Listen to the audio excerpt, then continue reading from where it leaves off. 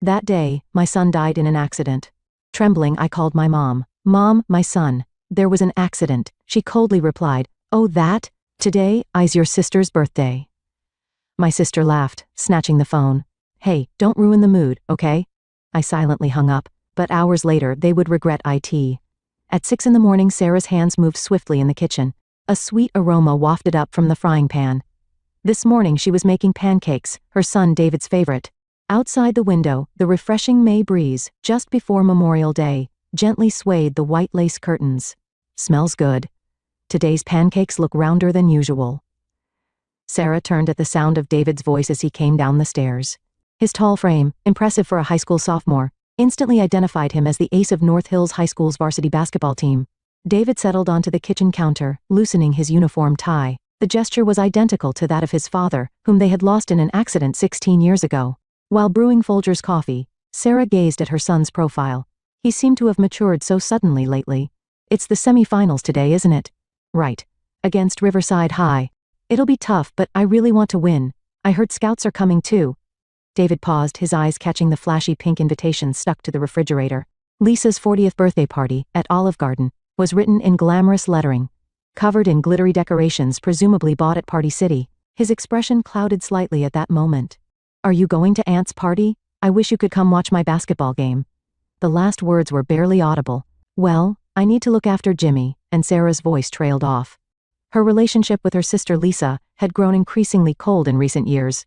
Lisa, now a popular beautician boasting hundreds of thousands of social media followers, made no effort to understand her sister's struggles as a single mother. While her Instagram was filled with daily posts of her glamorous life, it was Sarah and David who essentially took care of her 8-year-old son Jimmy. "I'll take him then. I bought his favorite Eggo waffles too." David stood up after finishing his pancakes in one go. It was their daily routine. He had volunteered to take Jimmy to school every morning while Lisa was busy at the beauty salon. Sometimes he even helped with homework. "David, thank you, but don't overdo it. It's fine. Jimmy's on my way anyway." Besides, David smiled somewhat shyly. "I've always wanted something like a little brother." Watching her son's retreating back, Sarah felt her heart warm. The son she had raised desperately after her husband's accident had surely inherited his father's kindness. Her phone rang, displaying her mother Margaret's name. Sarah hesitated for a moment before answering. "Sarah? You'll help with party preparations today, won't you? We need to pick up Lisa's special order cake from Macy's, and the decorations from Party City." Sarah sighed deeply at her mother's domineering voice. "I'm sorry, Mom.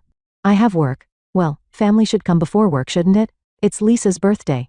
You need to think about your sister." Even in this context, Sarah painfully understood that Margaret's definition of family didn't include her and David. Since losing her husband, her mother's attitude had gradually changed. Her favoritism toward Lisa, the youngest, was now blatantly obvious. In the afternoon, while Sarah was organizing documents at the Ross Township real estate office, she received a message from David. "Going to buy Aunt's present with Jimmy. We'll be back in about 2 hours. Looking at perfume at Macy's." Lisa had replied to that message. "Just make sure you're not late to the party. It'll kill the mood. All my followers are waiting." At 5 p.m., David was holding a Macy's paper bag in Jimmy's small hand. He had rushed to go shopping still in his basketball uniform. "Do you think Mom will like it?" "Definitely. It's your mom's favorite brand. She posted about it on Instagram, remember?" David smiled kindly. The basketball game had ended in a close victory. The scouts' response had been positive, and the coach had shown a proud expression. Now he had successfully chosen a present with his nephew. All that was left was to shower and head to the party. "Oh, right. Jimmy, want to stop by the ice cream shop?" Jimmy's eyes lit up. But at that moment an unusual sound filled the air, the roar of an engine revving. Music blasting from speakers like an explosion. David instinctively looked toward the sound. A red sports car came careening into the parking lot, swerving out of control at high speed. Later, it would be revealed as a tragedy caused by young people's dangerous driving games. Jimmy stopped and stared in that direction. People around them screamed and scattered. "Jimmy!" David's voice rang out. The paper bag flew through the air. The sound of glass breaking, the sweet scent of expensive perfume briefly filled the air. The next moment, David's large body had pushed Jimmy away, shielding him. The small body rolled onto the grass. Someone screamed, "Police sirens!" Amid the chaos, David managed a faint smile before losing consciousness, having confirmed Jimmy was safe. Sarah's phone rang again, this time from an unknown number. Though she was at work, she had an ominous feeling. "This is Pittsburgh Police." The blood drained from her face at those words. A pen rolled off her desk. There's been an accident at Ross Park Mall. David Williams has been taken by ambulance. He's currently en route to UPMC Passavant Hospital emergency room. The words that followed seemed hazy, as if coming from far away. Only one phrase pierced her consciousness: critical condition. After hurriedly explaining the situation to her supervisor, Sarah's car sped through the quiet residential streets of Ross Township at an unusual speed. Even the few seconds waiting for traffic lights to turn green felt like an eternity. She passed police cars along the way. Ambulance sirens wailed in the distance. David, David. Her hands trembled on the steering wheel as she repeated his name like a prayer. At the hospital, a young resident doctor guided her to the operating room entrance. Bloodstains were visible on his white coat sleeve. Mrs. Williams, your son is currently in emergency surgery. His condition is critical. We wanted you to come as quickly as possible. David, my son, he'll be all right, won't he? There was no answer. The doctor lowered his eyes apologetically. The red lamp above the operating room glowed cold as blood. Sitting in the hard waiting room chair, Sarah picked up her phone. With trembling fingers, she dialed her mother's number. She misdialed several times. Mom, my son, there's been an accident. How much courage it took to speak those words. On the other end of the phone, loud pop music was playing. The sound of clinking glasses. Laughter. It's Lisa's birthday today. We were just about to open the champagne. The party's really getting going. Margaret's voice showed not a hint of concern. If anything, she seemed annoyed at the interruption. Hey, don't kill the mood. We're live streaming on social media, Lisa's voice, having grabbed the phone. In the background, someone shouted, Happy birthday, followed by cheers, the pop of a champagne cork, words of celebration, laughter, and the photographer's voice saying, Okay, pose. Sarah silently hung up. A deep silence fell. Only the ticking of the clock's second hand mercilessly marked time's passage. Outside, it had grown completely dark. The fluorescent lights in the hallway illuminated the space within surreal whiteness. Nurses checked on her several times. Do you need anything? But Sarah had no energy to respond. She just vaguely thought about the pancakes she had made that morning. Who could have known it would be their last breakfast together? The operating room light went out, and the door opened. The surgeon's expression as he removed his mask told everything. Other medical staff lowered their eyes. I'm so sorry, we did everything we could. The doctor's words seemed distant, as if coming through water. The injuries had been severe. Serious internal damage, massive blood loss, multiple cardiac arrests during surgery. On the bed covered with a white sheet, David's hand was still warm. But it would never grip back again. His long eyelashes were peaceful, as if he were just sleeping. The fact that he had drawn his last breath alone, with no one by his side, tore Sarah's heart into 1,000 pieces. In the hospital hallway, her legs gave way. Leaning against the white wall, her consciousness sank into a deep, deep darkness. The last thing she saw was an unread message displayed on her phone screen. Lisa's party photos stared back at her with innocent smiles. The post already had hundreds of likes. The nurses' voices faded away. Just before losing consciousness, Sarah wondered if this was reality or a nightmare. Morning sunlight streamed into the hospital hallway. She had remained in the same chair even after regaining consciousness. A young police officer quietly approached her. Probably mainly assigned to desk work, his uniform collar looked slightly worn.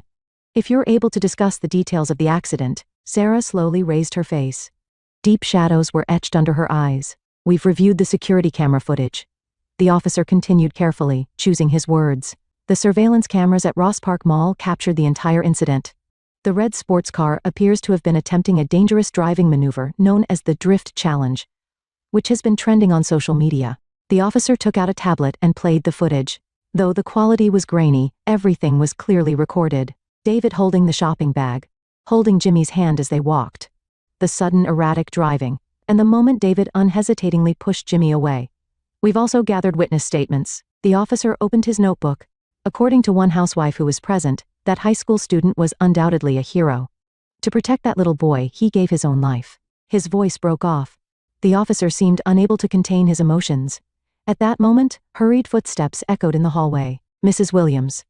A young nurse came running. Jimmy has regained consciousness. Sarah stood up. Her legs wavered. The officer supported her. The hallway to the ICU felt strangely long. The smell of disinfectant stung her nose.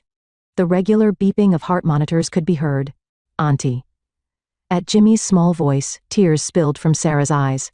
The small body lying in the bed, bandages wrapped around his forehead, and 4 in his left arm. But he was surely alive. David protected me. Jimmy's voice trembled. Sarah silently held Jimmy's hand. It was warm. Alive. The life that David had given his own to protect was certainly here. The attending physician approached, a middle-aged female doctor with tired eyes. Jimmy's injuries are fortunately minor. He should be able to leave the hospital in a few days. David's quick thinking. She cut herself off, showing an apologetic expression. Sarah's smartphone vibrated. A social media notification sound. She instinctively looked at the screen. The post time was 5 p.m. yesterday, the exact moment David had the accident. The photo showed Margaret and Lisa smiling, raising champagne glasses. In the background, the words, "Happy 40th birthday."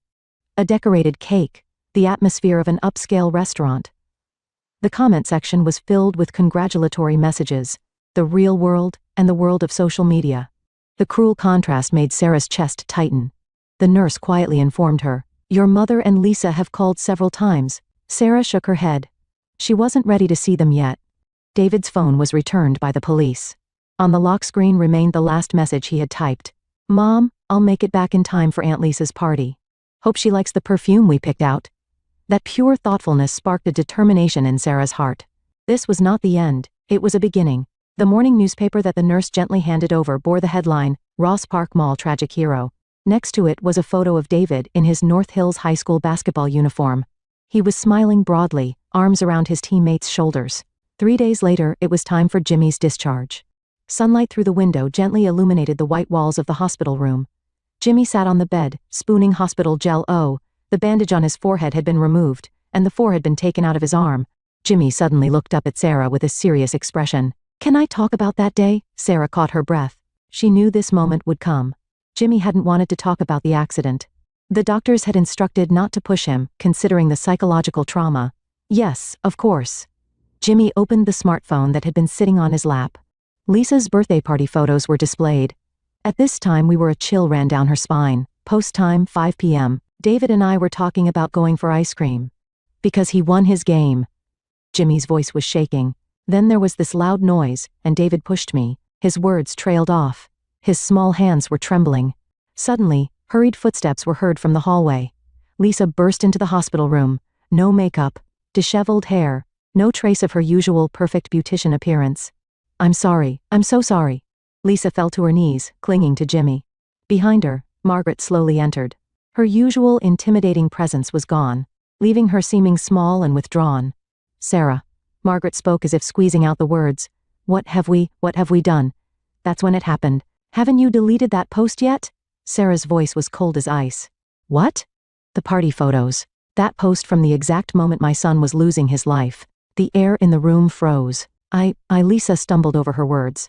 "Were you too busy performing a perfect life for your social media followers? Was the sound of popping champagne more important than the news that my son was fighting for his life?" Sarah's voice gradually rose. "David thought of you until the very end. He even bought a present." She took out the broken perfume bottle from her bag. A faint scent lingered. "But you all." Lisa suddenly stood up. "No, I'm suffering too." Her voice was almost a scream. "I have to be the perfect mom, the perfect beautician. I can't disappoint my followers. Always worried about what others think." Tears spilled out. "I couldn't even properly take care of Jimmy, but I didn't want to admit it. I didn't want to show any weakness. So Margaret placed a hand on her daughter's shoulder. "It's my responsibility." Her mother's voice was softer than ever before. "I spoiled Lisa too much. I neglected Sarah and David. I couldn't support my daughter who had lost her husband. Everything is this mother's." Sarah stopped Margaret as she tried to bow down in apology. "That's enough." A quiet voice. "I can't forgive everything." But she looked out the window. The clear blue sky. The same sky David had seen last. "But for Jimmy's sake, we need to maintain our relationship." That's what David would have wanted," Jimmy said in a small voice. David said at the end, "We're family, so please get along." The atmosphere in the room began to change gradually. Lisa took out her smartphone and began touching the screen. "I'm deleting the post." And she took a deep breath. "I'm planning to close the salon. I want to make time to properly be there for Jimmy." Margaret nodded silently. "I need to change too." Sarah stood by the window, gazing into the distance. In her heart she spoke to David. "My son. I'll protect the people you held dear. So, rest easy." Outside, a wind announcing a new season was blowing. The day before Memorial Day, at Ross Township Cemetery, a year had passed. Sarah stood before the gravestone, holding a bouquet. The fresh green trees cast gentle dappled shadows, and a warm May breeze caressed her cheeks. The same season as when David had drawn his last breath. Turning around, she saw Jimmy running toward her.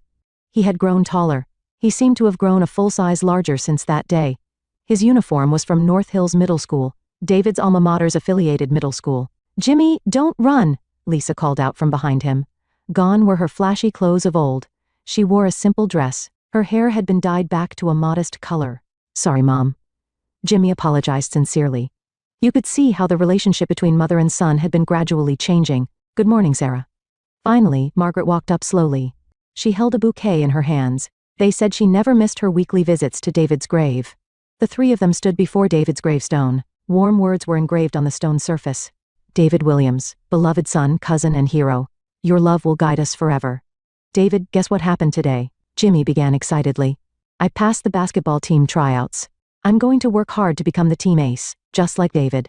Lisa placed her hand on her son's shoulder. She had closed her beauty salon and now worked at a local after-school program. Though her social media followers had drastically decreased, her bonds with real people had grown stronger. "That's not all," Margaret said with quiet pride. The teacher called. Jimmy won first prize for his future dream report. Jimmy smiled shyly. "I wrote that I want to become a paramedic. I want to be someone who can help people in trouble, just like David." Sarah smiled silently.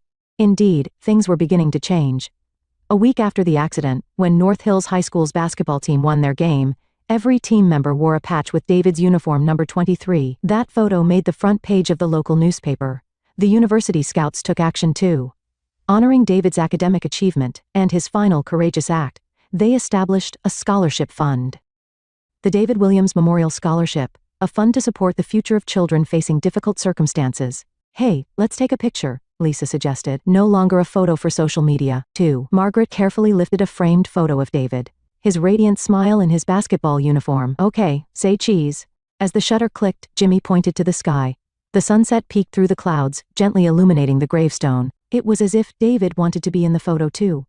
As they were leaving, Margaret spoke up. "I've started volunteering at the nursing home every Wednesday. I thought I could be there for people who are feeling lonely." Lisa continued. "I've also started a Heroes project with the after-school kids. It's an initiative to help people in need in our community. I want to carry on David's spirit." Tears rolled down her cheeks. But unlike before, there was no makeup to run. "There are still many things I can't forgive," Sarah said quietly. "But we have to move forward. Because that's what David would have wanted," the three of them said in unison. Walking through the cemetery in the twilight, Sarah reflected. Her son had surely made this world a slightly kinder place. That feeling would continue. "Mom, I'm looking forward to tomorrow's barbecue." Jimmy's voice brightly cut through the quiet air. Their Memorial Day tradition. From this year, the three families would hold it together. A new form of family was being built, slowly but surely. On the gravestone lit by the setting sun, a single flower petal danced in the wind. Under the same gentle-colored sky that David had looked up at on his final day.